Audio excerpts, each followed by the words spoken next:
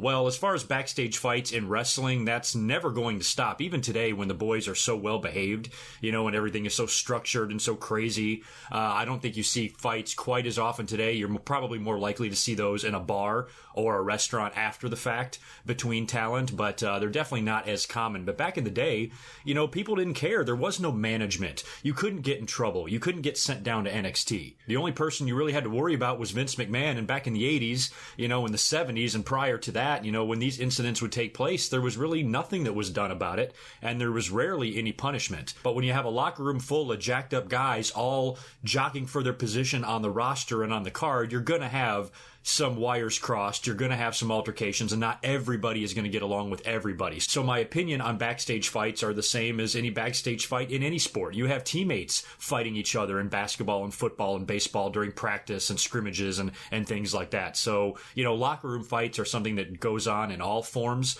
of sports and entertainment, and wrestling is definitely no different. As far as the Dynamite Kid, Jacques Rougeau situation, I don't really blame Jacques. I mean, a lot of people say, oh, he's a pussy, it was a sucker punch.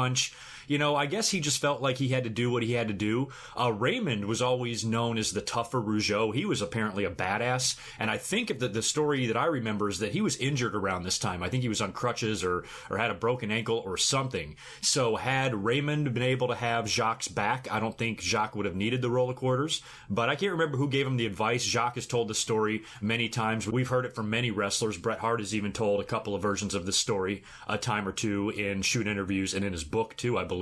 But basically, Dynamite Kid was known in the locker room as a bully. He was just a jackass. He was a jerk. He was probably on a lot of drugs, definitely on steroids, especially when you look back at Dynamite Kid's early work in Stampede and the fact that he literally tripled in size by the time he was in the WWE in the late 80s. It was pretty crazy, and he was just a dick, and he would bully people around and push around whoever he felt like he could, and apparently he was messing with Jacques Rougeau, and Jacques had enough. He said, I got to stand up to this guy, and he just got his revenge the way he saw fit. And I can't really judge. I wouldn't want to be in a situation where I had to fight the Dynamite Kid one-on-one, but I also have to put a stop to his bullshit, so I might have reacted the same way. Yeah, it might be the cowardly way out, but, what if Dynamite Kid ducked the punch? Or what if Dynamite Kid countered the punch and a real fight broke out? Jacques could have been fucked. So it had to take a little bit of guts to actually confront him like that. But yeah, the story goes is he put a roll of quarters in his hand and was standing in the hallway, and when Dynamite was walking by, just out of nowhere, just nailed him right in the mouth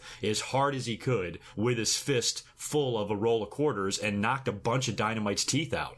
And I remember Bret Hart telling the story like Dynamite just dropped to one knee. Like he didn't even get knocked completely out. He didn't even fall backwards. He just dropped to one knee, spit a bunch of teeth into his hand, and stumbled away. I mean, he is a tough son of a bitch. So a big part of me never likes to see anyone sucker punched. I think that's a horrible way to fight and a horrible thing to have happen to you. But if you've got it coming, who really cares? I guess that's karma, So really, I don't really pick a side in this. I just think if I was in Jacques Rougeau's shoes, I may have done the same thing.